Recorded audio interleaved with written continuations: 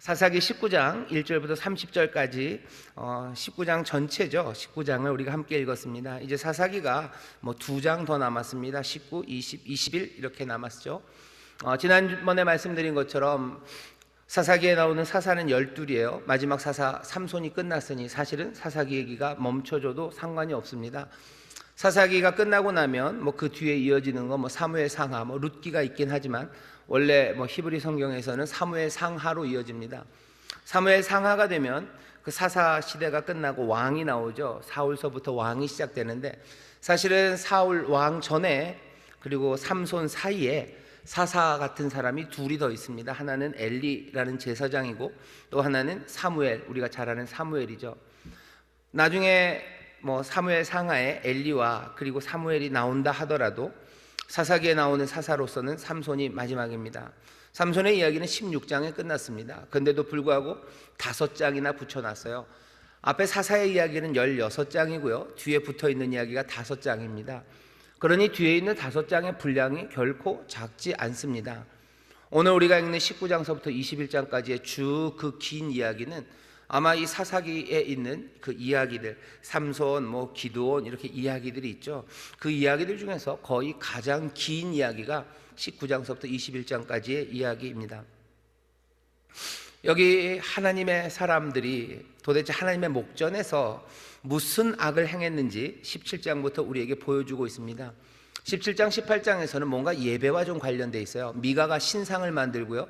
단 자손이 그 신상과 드라빔, 에봇 그리고 레위인 제사장, 사실은 제사장이 될 수 없는 사람인 요나단을 뭐 모세의 후손이죠. 요나단을 뭐 제사장으로 삼아서 단이 그곳 그 북쪽 라이스에다가 신상을 세워놓고 하나님을 섬기는 어쩌면 종교적인 문제에 관한 이야기가 17장, 18장입니다.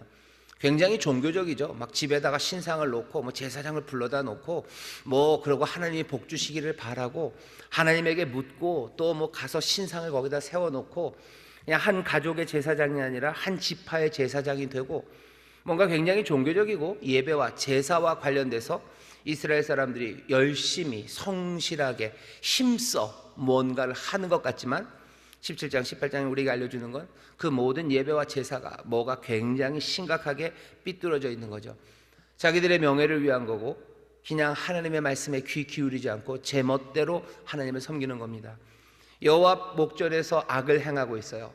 하나님의 성전은 실로에 분명히 있는데 실로로 가지 않고 단으로, 실로로 가지 않고 자기 집에 신전과 신상을 세워놓고 드라빔을 두고 자기 제사장을 삼아놓고 거기서 하나님을 열심히 섬기며 하나님에게 복을 구한다는 제멋대로입니다.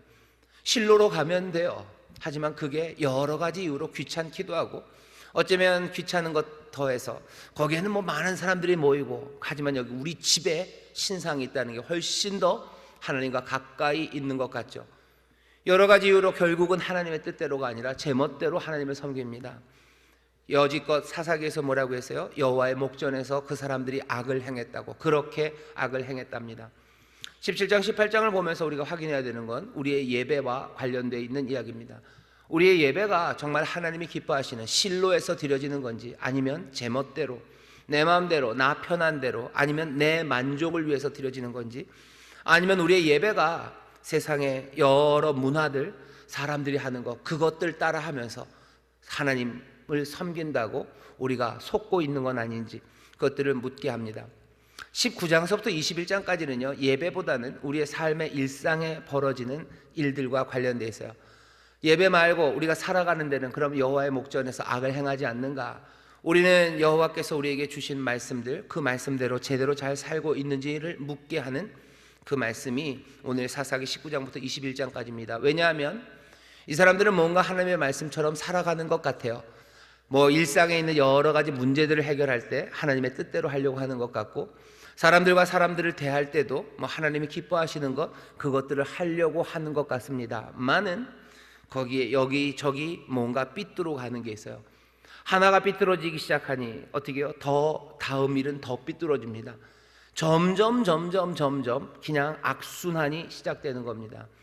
선을 처음에는 뭐 약간 한 1도 정도만 원래 거야 되는 데서 1도 정도가 비껴가요. 시간이 가면 어떻게 되죠? 점점 멀어져 갑니다. 멀어져 가요. 김광석이 노래하죠. 점점 더 멀어져 간다. 점점 멀어져 가고요. 점점 꼬여갑니다. 그리고 점점 그 악은 깊어져 갑니다. 오늘 19장부터 21장까지 얘기는요. 그래서 굉장히 사람들이 읽기가 힘든 그런 성경입니다. 성경에 있는 이야기 중에서 가장 어두운 이야기고요. 가장 어두운 이야기고 그리고 가장 불편한 이야기가 여기 사사기 19장부터 21장에 쭉 펼쳐집니다. 그냥 숨도 안 쉬고 아주 무덤덤하게 쭉 얘기를 해줘요. 아무것도 아닌 것처럼 얘기합니다. 하지만 읽는 우리에게는 이것이 아무것도 아닐 리가 있겠습니까? 19장 제일 마지막에 보면 그 레위인이 그 첩을 붙잡아요. 붙잡아서 12토막을 냅니다. 그 얘기가 어떻게 그렇게 쉽습니까? 그런데 여기 사사기는 그냥 아무렇지도 않은 것처럼 그렇게 얘기해요. 아무렇지도 않은 것처럼 이야기하는 것에도 의미가 있다고 생각합니다. 사사기 이 시대에는 그렇게 말도 안 되는 그 흉폭한 악이 사람들에게는 아무것도 아닌 것처럼 그렇게 느껴졌기 때문에 그 분위기를 그대로 말하는 것 같아요. 이 이야기는 우리의 삶에도 마찬가지입니다. 우리도 지금 아무렇지도 않게 행하는 꽤나 많은 일들이 하나님 보시기에는 흉측한 일들이에요. 사실은 우리가 서로가 서로에게 정말로 할 수 없는 일들을 아무렇지도 않게 하고 있습니다.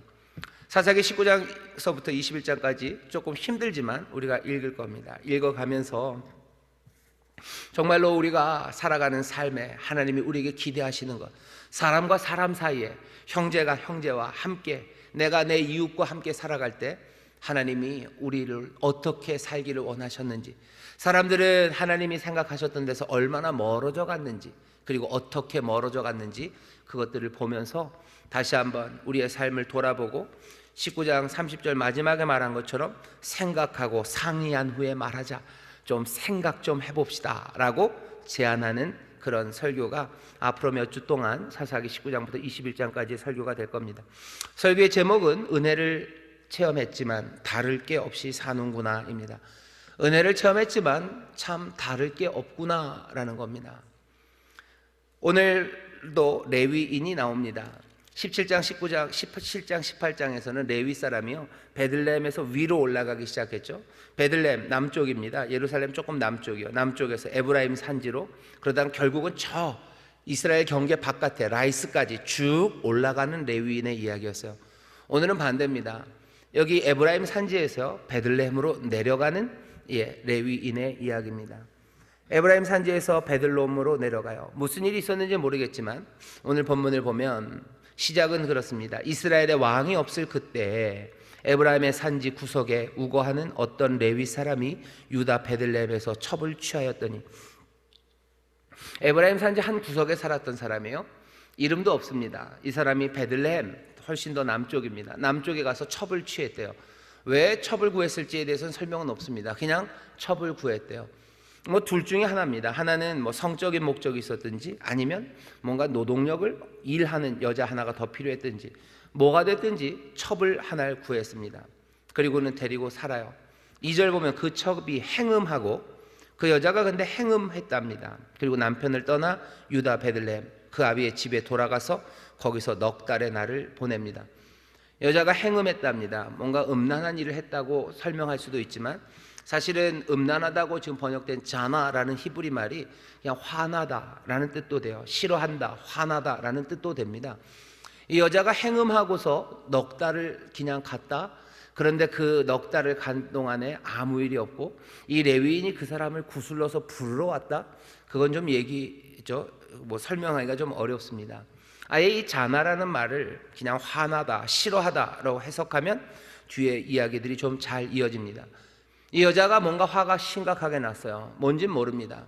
하지만 화가 나서 자기 친정으로 베들레헴으로 떠나갑니다. 가버렸어요. 넉 달이 지납니다. 사람들이 궁금한 게 이 레위 사람은 왜 첩을 구했을까라는 그런 사회적인 이유 말고, 우리가 궁금한 거는 레위 사람이 왜 첩을 구하지? 하나님이 첩을 두라고 하셨나? 이 얘기가 궁금하죠. 사람들은, 어떤 사람들은 그렇게 얘기해요. 구약 성경은 나쁘대요. 왜냐하면 구약 성경에 보면 일부 다처제를 가르친대요. 구약 성경은 일부 다처제를 가르친 적이 없습니다. 아브라함도 부인이 많지 않습니까? 야곱도 부인이 많지 않습니까? 아이고 솔로몬 보면 장난 아니지 않습니까? 다윗도 사실은 많지 않습니까? 다윗도 많아요. 솔로몬도 많아요. 그리고 아브라함도 많아요. 그리고 야곱도 많습니다. 하지만 하나님이 그렇다고 해서 일부 다처제를 가르치신 적은 없어요. 그런데 그 사람들 그렇게 살지 않았습니까? 답은 뭐예요? 그 사람들이 잘못한 겁니다. 잘못한 거죠.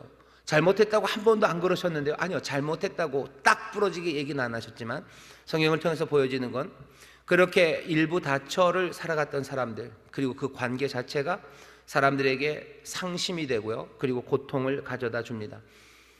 아브라함이 하갈, 아니면 그 뒤에 마찬가지죠. 그게 아픔이 되는 거고 상실이 되는 거지, 그것이 기쁨이 되고 즐거움이 되는 건 아닙니다. 야곱에게 부인 둘에다가 종 둘, 여종해서 넷이 있었어요. 넷에게서 아이가 나옵니다. 넷에서 하나님이 자녀를 줘서 아브라함도 자식이 하나고 이삭도 자식이 하나였는데 야곱에 와서 그렇게 12지파가 되는 바람에 정말로 많은 민족을 주신 거 아닙니까? 하나님이 복 주신 거 아닙니까? 하나님이 복 주신 거 맞아요. 하지만 그 사람들은 잘못했어요. 그 사람들의 잘못을 하나님이 선한 것으로 바꾸신 것이지 야곱이 잘한 건 하나도 없습니다. 야곱이 잘못했어요. 그러니 라헬과 레아, 어쩌면 의 좋을 수 있는 그 남매가 서로 질투하는 사람이 되는 거고, 거기에 있는 여종 둘도 서로 질투하면서 자기의 주모, 자기의 주인인 레아 그리고 라헬, 그 여인들을 섬기면서 그 삶이 꼬여가는 거죠. 솔로몬에게 부인이 많고 그리고 함께 있었던 궁녀들이 많아서 하나님이 주신 복입니까? 아니요. 그것 때문에 온갖 우상들이 예루살렘으로 옵니다. 예루살렘 성전을 솔로몬이 지었어요. 하지만 그 성전 산의 맞은편에는요, 온갖 잡다한 우상들이 거기 쫙 다 섭니다. 왜 그래요? 여기 솔로몬이 결혼을 많이 한 것이, 부인이 많은 것이 잘한 겁니까? 아니요, 잘한 거 아닙니다. 누가 얘기하면 물어보면 대답해 주세요. 성경이 일부 다처제를 가르친 적이 없습니다. 한 사람이 남편, 아내, 남자는 아내와 한 몸이 되라고 가르치셨고요. 그리고 그 한 몸이에요. 그리고 나중에 예수님도 그러시죠. 한 몸 된 것을 나눌 수 없어요. 이혼이라 할 수밖에 없는 여러 가지 어려운 상황들에 정말로 떨어져야 되면 그 증서를 줘서 보내고 존중해 주라고 그랬지, 너의 마음대로 네가 능력이 되고 너 부유하고 그러면 많은 부인들 데려다 살아도 된다, 그게 좋은 거다, 좋은 거라고 가르친 적도 없고 그렇게 하라고 하신 적도 없습니다. 모든 여러 부인을 가진 상황에서는 다 어려움과 아픔만이 있었을 뿐입니다. 하나님이 그 어려움과 아픔 가운데도 선한 것들을 만들어내신 거지 하나님이 그리 가르치신 적이 없어요. 레위도 마찬가지입니다. 베들레헴에서 첩을 하나 데려왔어요. 왜 왔는지는 모르겠어요. 문화가 그랬겠죠. 그런 게 용인됐겠죠. 그러니 그냥 쉽게 했습니다. 하지만 하나님이 그것을 기뻐하시는 일은 아닙니다.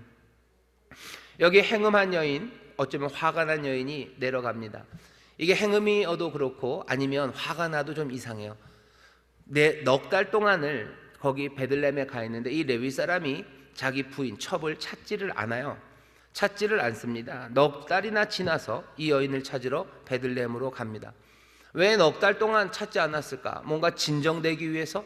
그건 아닌 것 같아요. 이 레위 사람은 그냥 그 넉 달 동안 별 상관 없는 거예요. 가거나 말거나죠. 가거나 말거나. 4달쯤이 지나서 뭔가 필요했습니다. 뭐가 필요했는지는 또 몰라요. 뭔가 성적인 필요했는지, 아니면 그냥 노동력이 필요했든지, 아니면 넉 달이나 비운 게 자기 위신과 체면을 깎였든지, 뭐가 됐든지 간에 4달이나 지나서 베들레헴으로 갑니다. 에브라임에서 베들레헴이 그리 멀지는 않아요. 그냥 한나절이면 갈 수 있습니다. 아주 빨리 걸으면 한나절, 하루면 충분히 갈 수 있는 거리입니다. 그 거리를 하인 하나랑 나귀 둘을 데리고 이제 갑니다. 왜 가요? 구슬러서 데려오려고 가요. 행음한 여인이면 구슬러서 데려올 건 아니죠. 그런데 여기 보면 3절, 그 남편이 그 여자에게 다정히 말하고 그를 데려오고자 하여 하인 하나와 나귀 2匹를 데리고 그에게로 가매 여자가 그를 인도하여 아비의 집으로 들이니, 그 여자가 그 사람을 자기 아버지의 집으로 들입니다. 와서 맞는 거예요. 와서 맞아서 자기 아버지한테로 데려갑니다. 뭔가 분위기가 좋습니다. 그죠? 화해가 되는 것 같아요. 갔더니 아니나 다를까 아비가 그를 보고 환영합니다. 그 장인이죠. 여긴 첩장인이라고 표현되는데 4절입니다. 그 첩장인 곧 그 여자의 아비가 그를 머물림에 그가 3일을 그와 함께 거하여 먹고 마시며 거기 유숙합니다. 그러니까 뭔가 화해는 다 됐어요. 이제 가면 돼요. 하지만 그냥 가긴 그렇죠. 그러니 3일을 거기에 머무릅니다. 환대해요. 오는 손님 기쁘게 맞습니다. 보통 3일을 지내면 좋아요. 3일이 지나고 나면 손님에게서 어떤 일이 일어나냐면 손님에게서 냄새가 나기 시작한대요. 그래서 사람들이 왜 안 가지? 왜 안 가지? 그러는데 여긴 반대입니다. 이 사람은 가고 싶은데요, 장인이 붙잡아 놓습니다. 3일을 유숙했어요. 나흘째 되는 날 장인이 뭐라고 얘기하는지 보시죠. 나흘 만에 5절입니다. 일찍이 일어나 떠나고자 하매, 일찍 일어나서 떠나야 돼요. 그래야 해지기 전에 에브라임까지 갑니다. 여자의 아비가 그 사위에게 이르되 떡을 조금 먹어 그대의 기력을 도운 후에 그대의 길을 행하라. 뭐 좀 먹고 가라고. 가다 배고프면 어떡하냐고, 먹고 가랍니다. 먹어요. 두 사람이 앉아서 함께 먹고 마십니다. 장인 어른이 술도 준 것 같아요. 먹기도 하고 마시기도 합니다. 그러니 시간은 점점 지나가요. 이러다가 못 가죠. 아니나 다를까 못 갑니다. 여자의 아비가 그 사람에게 이르되 청하노니 이 밤을 여기서 유숙하여 그대의 마음을 즐겁게 하라. 늦었다는 거죠. 늦었어요. 먹고 마시다 보니까 늦었어요. 그러니까 자고 가래요. 이제 늦었잖아, 자고 가. 어쩔 수 없습니다. 잡니다. 5째 날이 됐어요. 이 사람은 이제 가고 싶어요. 그러니 장인이 또 먹고 가라는데, 먹고 가라니까 안 먹을 수는 없어요. 먹긴 먹습니다. 하지만 마시지는 않아요. 나흘째 되는 날은 먹고 마셨지만 5째 날은 막 마시지는 않습니다. 8절 보면 5째 날 아침에 일찍 일어나 떠나고자 하매 여자의 아비가 이르러 청하노니 그대의 기력을 돕고 해가 기울도록 머물라 하므로 두 사람이 함께 먹습니다. 먹었는데 또 시간이 지나죠. 9절입니다. 그 사람이 첩과 하인으로 더불어 일어나 떠나고자 하매 그 첩장인 곧 여자의 아비가 그에게 이르되 보라, 이제 해가 저물어 가니 청컨대 이 밤도 유숙하라. 보라, 해가 기울었느니라. 아이고, 이것도 벌써 낮이 지났는데 에브라임까지 언제 가냐고, 또 자고 가라고 또 붙잡습니다. 이 장인은 왜 그러는 거예요? 왜 그러는 거예요? 3일이 됐으면 보내주면 되는데 이 장인이 안 보내줍니다. 왜 그런지 이유는 없습니다. 이유는 없어요. 이 장인이 이 레위인 사위가 너무너무 좋은 건지, 아니면 자기 딸을 잘 부탁하려고 뇌물시기로 막 자꾸 먹이려고 그러는 건지, 아니면 그냥 자기 멋대로 하고 싶은 건지, 이유는 잘 몰라요. 하지만 3일을 지납니다. 보통은 3일 있으면 돼요. 그런데 여기 이 장인은 과하게 환대합니다. 환대가 과해지기 시작하는 거예요. 과한 환대가 어떤 결과를 나타나요? 나쁜 결과를 나타냅니다. 어떤 나쁜 결과입니까? 5째 날 이제 해가 저물 때가 다 되었는데 이 사람은, 레위 사위는 떠나고 싶은 거야. 에라 모르겠다, 이젠 진짜 가겠다고. 어두웠는데 어떻게 가냐고. 놔두라고. 이렇게 하시면 싫다고. 그죠? 그러니 해가 저물어서 정말로 어두워지기 전인데 이 사람은 떠나기 시작합니다. 어두울 때 떠나면 안 돼요. 왜? 야간에 돌아다닌다는 건 굉장히 위험합니다. 지금처럼 불이 밝은 동네도 아니죠. 깜깜해지면 정말 깜깜해집니다. 달이 밝은 보름때나 되면 걸어갈 거예요. 하지만 금음인지 언제인지 잘 모릅니다. 캄캄한 밤에 산길을 간다는 건 위험해요. 길도 위험하고 뭘 만날지 모릅니다. 들짐승도 나올 수 있고 아니면 강도도 만날 수 있어요. 밤에는 떠나는 거 아니에요. 당연히 낮에 가야 돼요. 하지만 이 사위는 이제 이 어스름한 저녁이 다가오는 시간에 그냥 훅 나가버리는 거예요. 왜 그랬죠? 이 장인이 자꾸 붙잡으니까 그런 거예요. 무분별함입니다. 이 사위도 무분별하죠. 그리고 어리석죠. 그러면 안 되는 거였죠. 왜 그랬을까? 홧김에 그런 것 같아요. 짜증나니까 그런 거예요. 저도 그런 적이 좀 있습니다. 뭐냐면 있습니다. 있습니다. 제가 집에서 외할머니랑 할머니 두 분이 같이 사셨어요. 그럼 두 분이, 제가 장남입니다. 그리고 장손이에요. 그러니까 그러면 안 되는데, 그러시면 아니 되시는 거였는데 저한테 먹을 걸 자꾸 주셔요. 그러니까 동생들한테도 주긴 주셔요. 근데 저한테 더 많이 주셔요. 그리고 동생들이 맛있는 거 먹으면 그렇게 좋아하지 않으셔요. 그리고 밥을 다 먹을 때쯤 되면 자꾸 주셔요. 그래서 국을 말아서 밥을 먹고 있으면 어느 정도 그 국이랑 밥 양이 맞아야지 맛있잖아요. 그래서 잘 먹고 있는데 거기다 밥을 확 넣으면 그러면 이건 아니에요. 그럼 어쩔 수 없어요. 그럼 국을 다시 넣습니다. 국을 다시 넣으면 우리 손자 잘 먹는다고. 그러면서 또 밥을 또 넣으셔요. 그러면 그게 한두 번이죠. 그러면 안 되는 건데 몇 번은 그냥 숟가락을 딱 넣어서 그만 먹는다 그랬잖아. 그러는 거예요. 환대가 좋은 거 주시려고 하시는 거예요. 아마도 장인도 좋은 거 해주려고 그랬을 겁니다. 하지만 그 환대가 무슨 이유에서든지 도가 지나치기 시작하면 좋은 게 나쁜 것이 될 수 있습니다. 지금 그 얘기하는 거예요. 여호와 앞에서 악을 행해요. 세상이 어떻게 꼬여가나요? 처음에는 그리 잘못된 거 없어 보입니다. 뭔가 행음했다는 게 조금 무시무시하지만 그냥 화가 났다고 생각하면 그죠? 여자가 화가 날 수 있죠. 그래서 친정에 갈 수 있죠.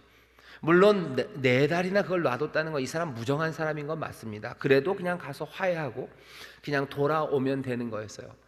근데 뭐가 조금씩 이상해집니다. 화내고 가는 것도 사실은 잘못한 거예요. 이 남자도 네 달이나 그렇게 두는 건 아니었습니다. 아마 네 달을 두지 않았으면 장인이 그렇게 하지도 않았을지도 몰라요. 하지만 네 달이나 그냥 뒀다가 온 이 사위가 어쩌면 좀 무정한 사람인가 보다 싶었던 것 같아요. 그러니 장인은 이 무정한 사위에게 정 많다는 게 뭔가를 내가 보여주고 말겠다, 아마 그런 마음이 있진 않았을까. 그것이 과도하게 절제하지 못하기 시작하니까요, 이 사위는 화가 나는 거죠. 무분별하게 또 어리석게 그냥 집어 던지고 짜증내고 홧김에 가겠다고 그러면서 갈 수 없는 시간에 나선 겁니다. 성령의 열매 중에 마지막에 절제가 있어요. 사랑과 희락과 화평과 오래 참음과 자비와 양성과 충성과 온유와 마지막이 절제입니다. 좋은 것, 선한 것, 그것들에게 절제가 없으면 그때는 문제가 심각해집니다. 아, 좋은 것 주는데 왜냐고. 아니, 여러분들 절제하셔야 돼요. 할머니들이 좋은 것 주시죠. 하지만 잘못하면 손자 배가 터집니다. 무시무시하죠. 예, 그렇게 안 돼요. 자녀들 사랑하시죠. 자녀들 사랑하고 잘 돌봐주고 싶으시죠. 예, 맞아요. 하지만 거기에 절제가 없으면 힘들어집니다. 그런 자녀들 많아요. 엄마는 억울하죠. 내가 뭘 잘못해? 잘못한 거 없으셔요. 뭘 잘못하신 거예요? 사랑하고 베풀어준 거 잘못 없어요. 거기에 절제가 없는 거예요. 아이가 잘 들어오는지 살펴야 됩니다. 언제 오는지 살펴야 되는데 그걸 절제를 못해요. 그래서 계속 전화해요. 그럼 애가 어떻게 짜증나요. 전화기 꺼버리든지 아니면 배터리를 뽑아버리는 거죠. 그 다음엔 연락 안 됩니다. 여기 이 장인 그리고 이 사위는 뭐 그렇게 어긋나기 시작해요. 어긋납니다. 무분별하게 어리석게 밤에 떠나가겠다고 얘기해요. 여기서부터 긴장이 생기는 거죠. 베들레헴에서 에브라임까지 해질녘 떠나서 어떻게 가려고 할까? 어떻게 가려고 하지? 위험한데. 하지만 그렇게 위험하진 않아요. 왜냐? 이 당시에는 사람들이 그 나그네처럼 오는 사람들을 맞이합니다. 환대하는 거예요. 맞이하고 재워주고 그게 그냥 일상입니다. 당연히 그래야 돼요. 그건 사람은 그래야 되는 거예요.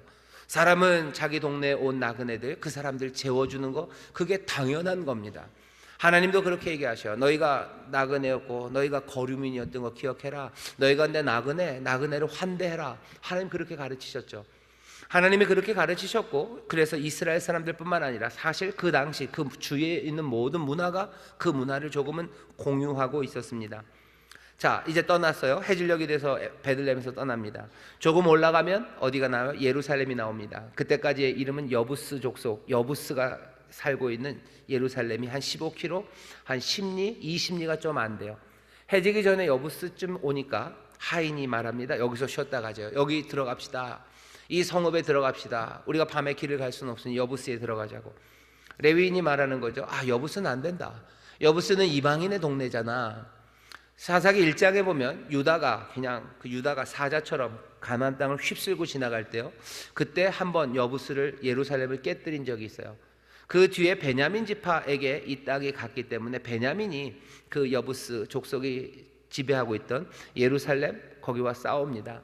싸워서 이기기는 이기는데 여부스 사람들을 쫓아내지 못해요. 그래서 여전히 예루살렘은 여부스 족속의 성읍입니다. 누가 이 성을 갖냐면요, 나중에 결국은 다윗이 여부스와 싸워서 예루살렘을 취하고 그 이름을 다윗 성이라고 만들어요. 그때까지는 여부스 사람의 땅입니다. 레위 사람이 가다 보니까 베들레헴에서 올라가다 보니까 예루살렘이 있어요. 예루살렘? 거긴 안 돼. 여기는 여부스 사람 땅이야. 좀 더 가자.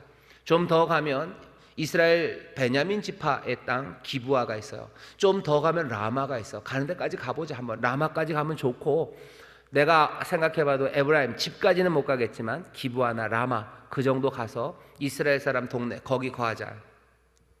첫 번째 가는 기브아에 갔는데 해가 져버렸어요. 라마까지는 어림도 없습니다. 이 사람 거기서 머물러야 돼요. 어쩔 수 없죠. 그래서 기브아 성읍 그것 들어가서 사람들이 왕래가 많은 그곳에 갑니다. 그곳에 가 있으면 사람들이 자기를 불러줄 줄 알았어요. 왜? 그 성에 이제 나그네가 왔으니. 나그네도 그냥 나그네 아니고 자기 동족입니다. 에브라임 지파 사람이 왔어요. 그러니 맞아줄 줄 알고 기다리고 있는데 이제 서스펜스죠. 긴장이 점점 당겨집니다. 15절 보면 기브아에 가서 유숙하려고 그리로 돌이켜 들어가서 성읍 거리에 앉았으나 그를 집으로 영접하여 유숙케 하는 자가 없었더라. 기브아에 가서 당연히 누군가 나를 맞아줄 거라고 생각했어요. 근데 아무도 맞아주는 사람이 없습니다. 이 이야기를 들으면 사람들은 이상하다. 기브아 이상하네. 왜? 나그네가 오면 당연히 맞아줘야 되는 거예요. 당연히 환대해야 됩니다. 근데 왜 아무도 안 맞아줄까? 기브아는 뭐가 조금 이상한 동네입니다. 사실은 여기 이게 트위스트가 좀 있어요. 나중에 사울이 이 기브아에서 나온 사람입니다. 그리고 다윗은 어디서 나왔어요? 베들레헴에서 나온 사람이에요. 다윗은 베들레헴에서 베들레헴 이상한 동네 아닙니까? 그러니 룻기가 있는 거죠. 우리가 사사기가 끝나면 룻기를 읽겠지만 다윗은 베들레헴에서 나왔어요. 그리고 사울은 이 기브아에서 나왔습니다. 기브아에 갔더니 아무도 맞아주는 사람이 없어요. 기브아 이상하다. 이상한 동네다. 이미 저물었는데 아무도 없습니다. 16절 보면 한 노인이 밭에서 오는데 이 사람도 기브아 사람은 아니에요. 베냐민 지파는 아닙니다. 에브라임 사람이었는데 그냥 여기 머무르는, 그냥 이방인처럼 여기 거하는, 지파는 다르지만 어쩌다 사연이 있었겠죠. 이 노인도 사연이 있는 노인입니다. 에브라임 사람인데 기브아에서 살고 있는 그 노인이 와서 말을 겁니다. 17절입니다. 노인이 눈을 들어 성읍거리에 행객이 있는 것을 본지라. 노인이 묻되 그대는 어디로 가며 어디서 왔느뇨? 그가 그에게 이르되 우리는 유다 베들레헴에서 에브라임 산지 구석으로 가나이다. 나는 그곳 사람으로서 유다 베들레헴에 갔다가 이제 여호와의 집으로 가는 중인데 나를 자기 집으로 영접하는 사람이 없나이다. 조금은 폼 잡는 거예요. 내가 여호와의 집으로 간대요. 여호와의 집? 어디 실로로 가는 건가? 사실은 실로로 가는 거 아닙니다. 근데 내가 여호와의 집으로 간다고? 원래 그러죠. 처음 만나는 사람 만나면 그 사람이 내가 누군지 잘 모르니까 조금은 부풀립니다. 그죠? 자기가 뭐 대단한 사람 있냐? 좀 대단한 사람이고 싶어요. 그래야 맞아줄 것 같은 거예요. 그러니 과장하기 시작합니다. 내가 여호와의 집에 가는 사람이다 라고 얘기해요. 우리에게는 나귀에게 먹일 집과 보리가 있고 나 가난한 사람 아니다. 나 가난한 사람 아니야. 여기 나귀에게 먹일 보리도 있고 집도 있고 먹을 거 우린 먹을 거 충분하고 없는 건 뭐예요? 집만, 어디 좀 유숙할 곳만 있으면 된다고. 당신이 나를 데려가면 그거 손해 볼 일 없고 나 여호와의 집에 가는 사람을 맞이하니 당신에게도 뭔가 좀 그래도 기쁨이 될 거라고 자기 자신을 어필하는 거예요. 그 집에 들어가려고 사실은 구걸하는 거죠. 잘난 척하는 겁니다. 나는 부유하고 없는 것 없고 나는 여호와의 집에 가고 그러니 나를 좀 네 집에, 당신 집에 데려달라고. 우리에게는 나귀에게 먹일 집과 보리가 있고 나와 당신의 여종과 당신의 종 우리가 함께한 소년의 먹을 양식과 포도주가 있어 무엇이든지 부족함이 없나이다. 우린 부족함 없는 사람이라고. 노인이 가로되, 노인은 무슨 말인지 알아? 됐다고, 걱정하지 마시라고. 노인이 가로되 그대는 안심하라. 그대의 모든 쓸 것은 나의 담책이니 걱정하지 마셔요. 내가 다 알아서 하고 내가 베풀어 드릴게요. 노인은 참 좋아 보입니다.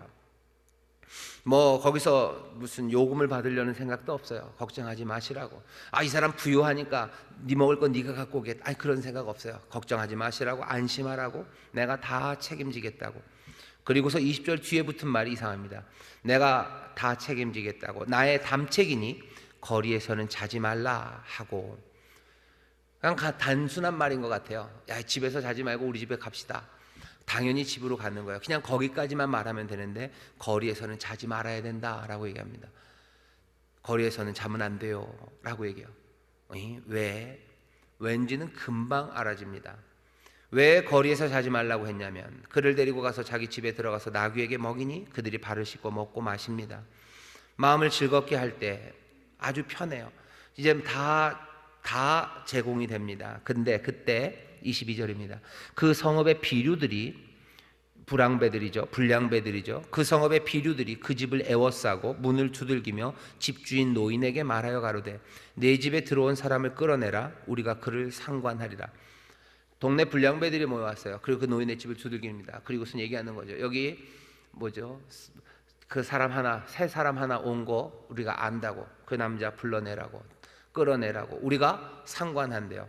상관한다는 이야기는 그냥 말 그대로 뭐 성관계입니다. 남자가 남자를 불러다가 성관계를 하겠대요. 왜? 얘는 뉴키즈죠. 뉴키즈 온도 블럭이에요. 이 동네에 새삥, 씬삥이 온 거예요.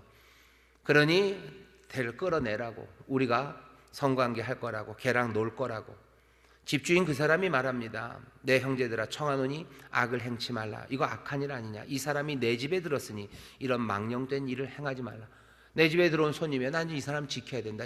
그거 나쁜 짓 아니니 그러지 말아라 라고 말을 합니다. 불량배들이 지금 무슨 일을 해요?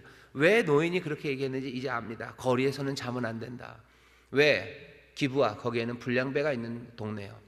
거기에는 밤마다 뭐 돌아다니는 애들이 있어요. 밤마다 무슨 좀비 나오듯이 밤마다 불량배들이 나옵니다. 차마 낮에는 못했나 봐요. 아니면 낮에는 자기들이 일을 해야 되는지 모르겠지만 밤이면 밤마다 이것들은 돌아다니면서 온갖 악한 일들을 하는데, 그 일들이 성과 관련된 일입니다. 이건 뭐 동성애가 아니에요. 이건 동성애가 아니고 이건 성폭행이죠. 동성애는 뭐가 좀 뭐 자기들끼리 좋아서 뭐 그런다면 그걸 동성애라고 하겠지만, 이건 거기에도 못 들어갑니다. 이건 그냥 성폭행이요. 남자가 여자를 성폭행하는 게 아니라 오히려 하나 더죠. 남자가 남자를 성폭행하겠다고 불러내는 그 일이 지금 여기 기부아에서 이루어집니다. 오늘 설교의 제목이 은혜를 체험했지만 다를 게 없이 사는구나요. 여기 기부아는 지금 이 무슨 얘기가, 창세기 19장에 있었던 소돔과 고모라 이야기와 똑같습니다.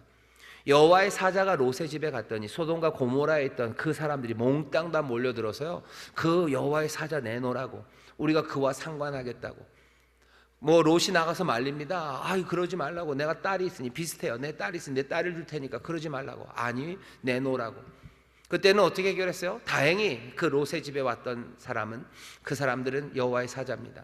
롯을 잡아서 집 안으로 끌어들여요. 그리고서는 어떻게 해요? 그들을 쳐서 그 앞에 있었던 모든 소돔과 고모라의 사람들을 그냥 다 눈이 멀게 해버려요. 하지만 여기는 얘기가 다릅니다. 여긴 얘기가 다르죠.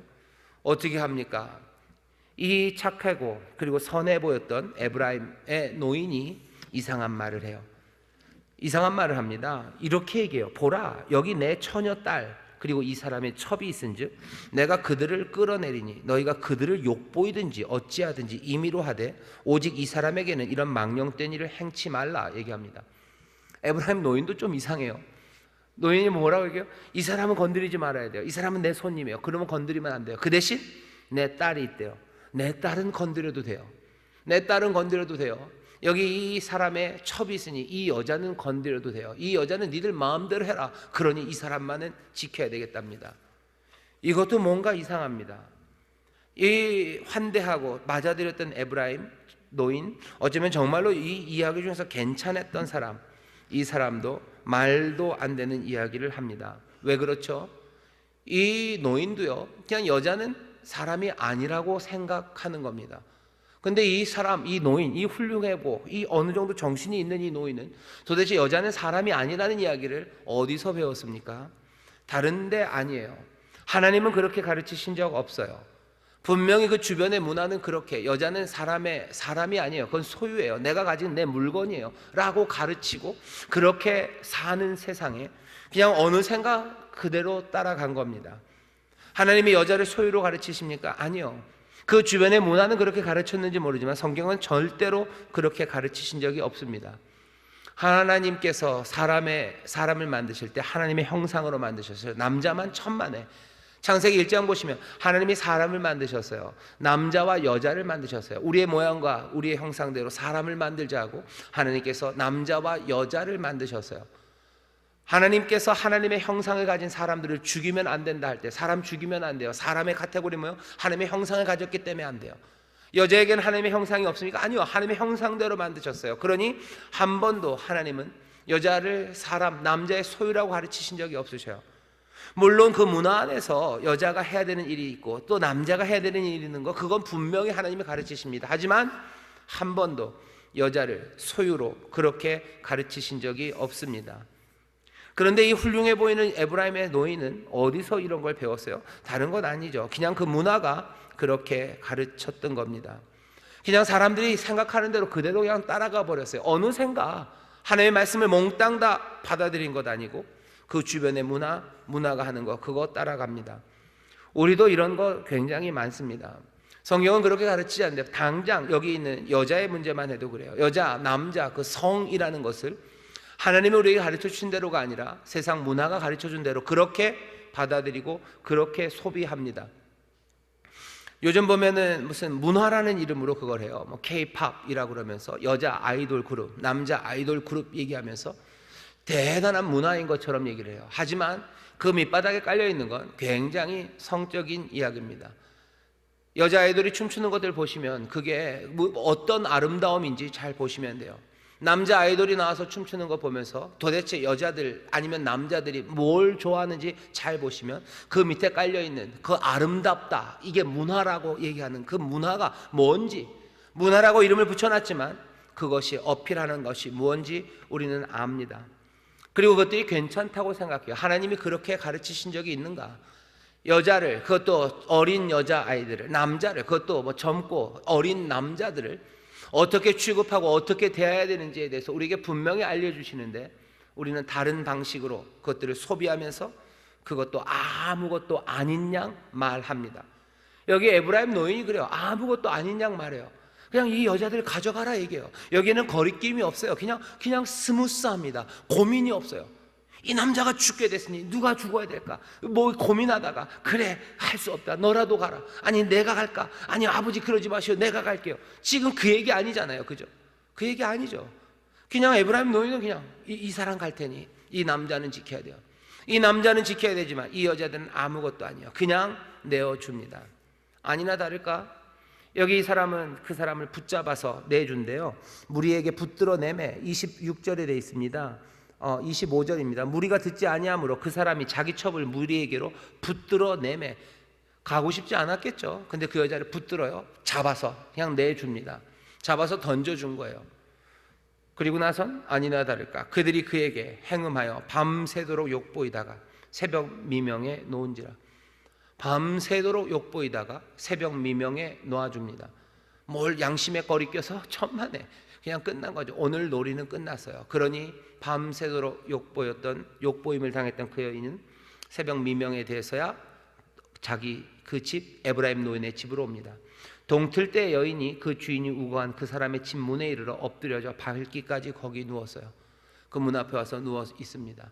이 얘기는 뭐예요? 아무도 문 밖에 나와서 이 여인을 기다린 사람이 없어요.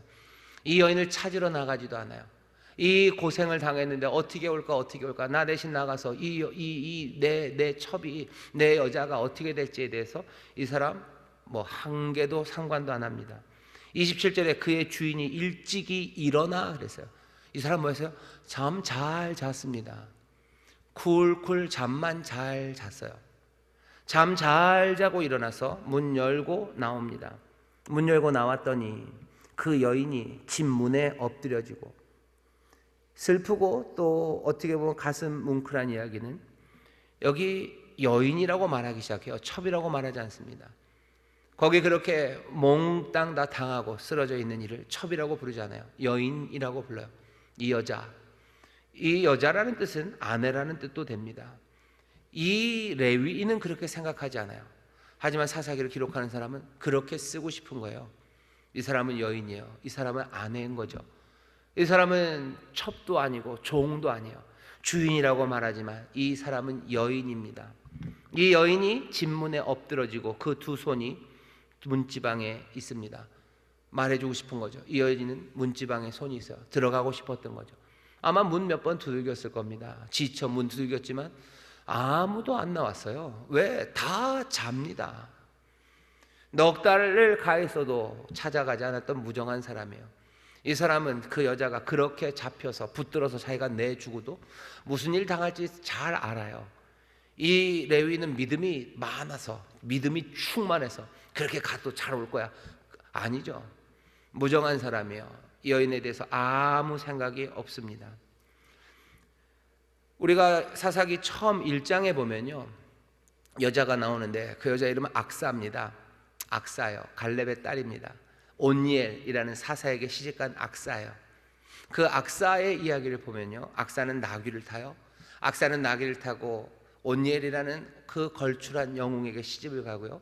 자기 아버지 갈렙에게 가서 밭을 달라고 하고 또 그 밭을 가꾸기 위해서 샘을 달라니 또 아버지는 윗샘 아랫샘 샘을 2개나 주고 악사는 그렇게 나귀 타고 가면서 행복하게 떠나요. 그게 사사기 1장입니다. 여기 사사기 19장에 보면요, 이 여인이 그 죽은 시체를 이 레위인이 나귀에 싣습니다. 그리고 에브라임으로 올라가요. 여기 똑같이 나귀를 타고 가는데요, 삶은 너무 다릅니다. 사사기 1장에서 여기 19장까지 오면서 하나님의 말씀이 점점 더 어두워지고 사람들은 여호와의 목전에서 악을 행하며 점점 멀어져 가니까 어떻게 된 거예요? 여자가 달라져요. 나귀 타고 즐겁게 남편과 함께 아버지에게서 선물 받고 그렇게 나귀 타고 가던 여자가 여기에는 시체가 되어 거기 실립니다. 그렇게 슬퍼져요. 여러분들, 이 이야기가 우리에게 전하는 바는 굉장히 큽니다. 여기 악이라는 것, 여호와의 목전에서 악을 행했을 때 어떻게 돼요? 여자들의 삶이 비참해집니다. 이건 단지 여자의 문제가 아니고요, 이건 약한 사람의 문제입니다. 당시 문화에서 가장 약한 사람 중에 하나가 여자예요. 약한 사람, 그 사람의 삶이 비참해지는 거예요. 약한 여인이 그전에는 즐거울 수 있었어요. 하지만 여호와 앞에서 악을 행하며 하나님의 말씀에서 점점 떠나가면 그 약한 자의 삶은 정말로 비참하게 갈갈하게 찢겨져서 어떻게 해요? 그 나귀의 시체처럼 그냥 실려지는 겁니다. 약자의 삶이 더욱 비참해진다면 그건 하나님 앞에서 악이 쌓여져 가는 겁니다. 우리 주변에 약한 사람들의 삶이 점점 비참해져 갑니까? 그럼 그건 아무 문제 없는 거예요. 천만에. 사람들의 문화가 뭐라고 말하건, 사람들이 뭐라고 판단하건 약한 사람들의 삶이 비참해진다는 것, 여호와의 목전에서 악을 행하는 겁니다. 이해할 수 없는 일은 이 레위 사람이 시체를 싣고 자기 집으로 가요. 그리고는 어떻게 아침 일찍 떠났으니 아마 해지기 전에 도착했을 겁니다. 그리고는 다시 붙들어요. 이번에 붙들어서 지난 밤에는 붙들어서 그 비류들에게 내던지더니 이제 또 똑같아요. 또 붙잡아다가 이번에는 이스라엘 12지파에다 이것들을 또 다 집어 던집니다. 집어 던져요. 어떻게? 12덩이를 만들어요. 레위 사람이니 뭐 소 잡고 양 잡는 거 해봤을 겁니다. 칼로 12덩이를 만들어요. 그리고 12지파에게 보냅니다. 이 사람은 도대체 뭡니까? 이 사람은 도대체 뭐예요? 이 사람은 왜 이러는 거예요? 도대체 왜 이러는 겁니까? 자기 아내, 아니 자기 첩을 위한 복수하는 거예요? 자기 첩이 죽었으니 내가 당신의 복수를 해주겠어. 아니, 이거 지금 여인을 위한 복수 아닙니다. 이 사람 무정한 사람이에요. 나가는데 기다리지도 않았어요. 그냥 왔는데도, 문 앞에 그러고 있는데도 뭐라고 그래요? 여보 괜찮아? 아니에요. 괜찮아? 라고도 안 해요. 그냥 일어나 가자. 어디선가 많이 들어보죠. 아주 무정한 남편들이 그래요. 아파서 낑낑 일어나 가자. 죽어 있는 그 사람에게 일어나 가자 하던 사람이에요. 여인을 위한 복수 천만에. 여인을 위한 복수 아닙니다. 이 사람은 지금 그냥 자기가 화가 나는 거예요. 내 소유를 잃었어요. 첩이라는 내 소유를 잃었어요. 게다가 지금 이 사람의 생각이 이상합니다. 분개해요. 뭘 분개해요? 어떻게 이럴 수가 있냐는 거죠. 어떻게 이럴 수가 있냐. 기부와 어떻게 이럴 수 있냐. 사람을 환대하지도 않고 이렇게 성폭행을 하는 이런 데가 어딨냐라고 지금 분개하고 있어요. 하지만 분개하는 그 사람을 보셔요. 이 사람은 뭐예요? 무정한 사람이에요. 이 사람은 자기 분노를 못 이기는 사람이에요. 이 사람 비인간적이에요. 잔인합니다. 서슴지 않고 자기의 함께 살았던 여인을 12조각을 내서요, 온 이스라엘로 붙잡아 집어 던진 사람이 이 사람이에요. 세상에 있는 악에 대해서 분개하지만 사실은 자기는 더 무시무시하고 잔혹한 사람, 그 사람이 이 레위인입니다. 이 일을 보고서 이스라엘이 이런 일은 없었대요. 생각해보자. 생각하고 상의한 후에 말하자. 어찌해야 될까? 이런 일을 보지 못했다고 그러지만 정말로 보지 못했을까? 아닐 겁니다. 오늘 설교의 제목이죠. 은혜를 체험했지만 세상과 다를 것 없이 사는 사람, 그런 사람들을 본 적이 없나요? 왜 본 적이 없습니까? 은혜를 체험했지만 무정한 사람을 본 적이 없습니까? 왜 본 적이 없습니까? 하나님의 놀라우신 사랑, 그것들이 무엇인지 경험했지만 여전히 잔인한 사람, 그런 사람을 본 적이 없습니까? 하나님의 말씀이 무엇인지 분명히 들었지만 그것들을 무시하고 세상의 것들로 그냥 말하는 사람들, 그런 사람들을 본 적이 없습니까? 왜 본 적이 없어요? 본 적이 있죠. 30절의 이야기는 우리를 그냥 씁쓸하게 합니다. 이스라엘에게 이런 일은 본 적이 없대요. 그럴 리가. 오늘 이 19장의 말씀은 하루하루를 살아가는 우리들의 삶, 그 삶을 정말로 이 사람들처럼 다시 한번 생각하고 상의한 후에 우리의 인생과 우리의 삶에 대해서 말해보자라고 우리를 지금 부르는 겁니다. 우리는 은혜를 체험했는데 우리는 세상과 다르게 살아가는 건가? 아니면 은혜를 체험했지만 다를 게 없이 살아가는가? 성령님 우리에게 임하셔서 성령의 열매로 사랑과 희락과 화평과 오래 참음과 자비와 양성과 충성과 온유와 절제로 살아간 것을 기대하시고 그것들을 가로막을 법이 없다고 얘기하시는데 정말로 우리의 삶에서는 그런 성령의 열매, 예수님의 인격, 그리고 은혜 받은 사람의 삶의 모습이 있는가 하는 겁니다. 모를 수도 있는 거 아닙니까? 어떻게 살아야 되는지 우리가 몰라서 그런 거 아닙니까? 모를 수는 있어요. 하지만 분명히 알 수 있는 가능성은 우리에게 있습니다. 18장 마지막에 있었던 것처럼 여호와의 집이 없었던 거 아니에요. 여호와의 집은 실로에 있었고요. 그리고 어떻게 살아야 되는지에 대한 하나님의 말씀은 그들의 앞에 있습니다. 신명기에서 모세가 말하는 게 그거예요. 하나님의 말씀, 너희들 그걸 찾으러 저 하늘 끝에 가야 된다고 말하지 말아라. 땅 끝에 가야지 있다고 말하지 말아라. 바닷속에 가야지 하나님의 말씀이 있다고. 하나님의 뜻을 아는 건 너무 어렵다. 그런 거짓말들 하지 말아라. 하나님의 말씀은 어디 있다고? 너희의 입에 있다. 니들이 읽고 있지 않냐는 거야. 너희가 지금 어부지한테 듣고 네가 네 자녀들한테 말하는 너희들에게 있는 그 말씀 거기 있는데 왜 그거 찾으러 하늘 끝까지 가야 된다고? 하나님의 말씀대로 살아가는 게 왜 불가능하다고? 그 얘기는 누구한테 들으셨어요? 여기 신명기에서 모세가 그러잖아요. 그런 말 하지 마. 너희 할 수 있다. 여호와께서 너희를 그렇게 하도록 도우신다. 하나님의 영을 너에게 부으셔서 하나님의 영이 너희들을 깨닫게 하시고 그 말씀이 너희 가운데 있고 예배하는 곳 하나님의 임재가 실로 거기에 있는데 왜 그리로 가지 않고 그 말 듣지 않고 그것에 조심하며 살아가지 않고 너희들 여호와의 목전에서 마음대로 행하며 왕이 없으므로라고 말하며 네 목전에 네 소견에 좋은 대로 여호와 앞에서 악을 행하며 사냐고 우리를 책망하십니다. 우리가 은혜를 체험했지만 은혜에 합당하게 살지 않는 것, 그건 너무 편하게 생각하지 마셔요. 모른다고 하지 마셔요. 우리의 삶을 돌아보고 얘기해보자고 하는 겁니다. 혹시 우리는 그 장인처럼 우리의 해야 되는 일들을 어쩌면 내 욕심대로 마음대로 절제하지 못하고 하면서 내 소견에 옳은 대로 행한 거예요. 하지만 그것이 만들어내는 그 결과들, 그것들을 한번 다시 보고 내 삶의 무정함과 그리고 무분별함과 어리석음과 그리고 속히 분내는 것, 그것들로 망쳐놓지 않는지 그거 살펴보고 정말로 여기 있는 기브와의 비류들처럼 정말로 말도 안 되는 이런 일들을 우리가 아무렇지도 않게 하고 있는지는 아는지 살펴보면서 에브라임의 노인처럼 내가 하나님의 말씀대로 살아간다고 하면서 내 삶 가운데 그냥 블랙아웃이에요. 깜깜하게 거기에 대해서 생각해보지도 못했던 것, 내가 잘못 산다고 생각하지 않았어요. 하지만 하나님의 은혜와 하나님의 진리에서 너무 멀리 떨어져 있는 것, 그것이 내 삶에는 없는지 살펴보셔야 됩니다. 에브라임 노인 뭘 잘못했어요? 나는 환대했어요. 내가 다 담책하겠다고 그랬어요. 그리고 사람들이 말하는 것처럼 나도 이 망령된 일을 막기 위해서 내 딸들을 내줬어요. 내가 희생하며 그 일을 했어요. 내가 뭐가 잘못이 있습니까? 에브라임의 노인 심각하게 잘못한 거죠. 여전히 잘못입니다. 제일 무시무시하게 잘못한 사람은 누구예요? 레위 이 사람입니다. 첩을 구해요. 그리고 무정합니다. 그리고는 어떻게 자기의 분노 그것들 조절 못합니다. 내 잘못은 돌아보지 못하고 남의 잘못에 뜨겁게 불같이 화를 내는 사람이에요. 기브와의 사람들은 어쩌면 성폭행이라는 그런 말도 안 되는 그 비류들이 그 일을 했다면 여기 있는 이 레위는 뭐 하는 거예요?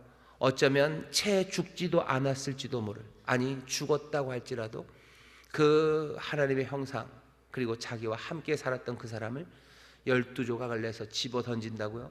온 이스라엘 12군데로 집어 던진 사람이 이 사람입니다. 우리의 삶이 은혜에 합당한지, 내 삶이 하나님이 기뻐하시는 삶인지, 정말로 하나님이 기뻐하시는 삶인지 나 스스로를 돌아봐야 합니다. 다음 주에는 20장을 읽을 거예요. 여기 이 레위 사람이 이스라엘 앞에서 하는 연설들을 이거 설명을 잘 보셔요. 이 사람이 얼마나 이상한 사람인지 보시면 됩니다.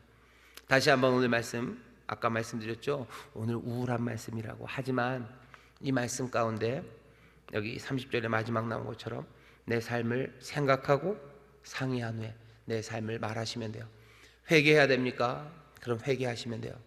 또 내가 모르는 거 하나님 내가 깨닫게 해주옵소서. 여러분들 그렇게 기도해야 된다. 예, 그렇게 기도하십시오. 내가 하나님의 말씀과 하나님의 뜻을 알기 원합니다. 여러분들 공부하기 시작하셔요. 그리고 세상의 문화가 어느샌가 우리 가운데 들어와서 하나님 말씀과 어긋나게 하는 것, 그것이 무엇인지 여러분들 찾으셔야 돼요. 무책임하게 나는 그래도 선한 의도로 하나님 말씀대로 살아가고 있다고. 그렇게 하면 어떻게 되는 거예요? 자기 딸을 그리고 자기의 딸들을 말도 안 되는 데 내주는, 하나님 기뻐하지 않는, 전혀 기뻐하지 않는 그 일을 하면서도 내가 하나님의 말씀대로 살고 있다고 오해할 수 있습니다. 하나님의 말씀 잘 찾으시고 세상에 허망한 것이, 세상의 문화가 우리에게 말하는 것이 얼마나 하나님의 가르침과 어긋나는 건지 그것들 발견해내고 하나씩 하나씩 하나님의 말씀 앞에, 그리고 여호와의 집에 있는 실로 그 앞으로 나오는 여러분 되시기를 주의 이름으로 축원합니다. 기도하겠습니다. 하나님, 우리의 예배가 하나님 기뻐하시는 예배가 되고 우리의 삶이 정말로 하나님 말씀과 진리 가운데 서기를 원합니다. 우리 스스로를 돌아보며 우리의 연약함과 부족함을 돌아보며 하나님 정말로 진리를 말하고 선한 것들을 격려하는 우리 모두가 되기를 원합니다. 그리 살면 세상에서 외로울 수 있고 세상에 살아가는 방식과 달리 살아갈 수밖에 없으나 주여 거기에 주가 주시는 약속과 생명의 풍성함이 있는 줄 믿사오니 주여 은혜를 체험하는 사람들, 진리 안에 거하는 자들답게 살게 하여 주옵소서. 감사드리며 예수님 이름으로 기도하옵나이다. 아멘.